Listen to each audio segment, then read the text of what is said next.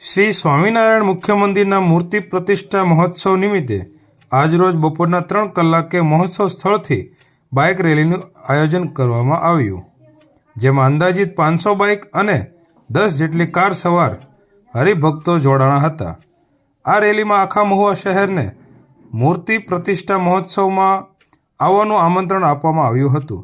સાથે સાથે વ્યસન મુક્તિ, સ્વચ્છ ભારત, બેટી બચાવો બેટી પઢાઓ, પર્યાવરણ બચાવો અને વૃક્ષારોપણનો સંદેશ મહુવાની જનતાને પાઠવવામાં આવ્યો હતો.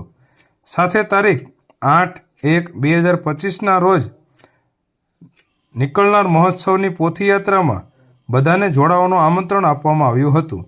આગામી મહોત્સવનો મહુવાની જનતામાં અનેરો ઉત્સાહ જોવામાં આવ્યો હતો.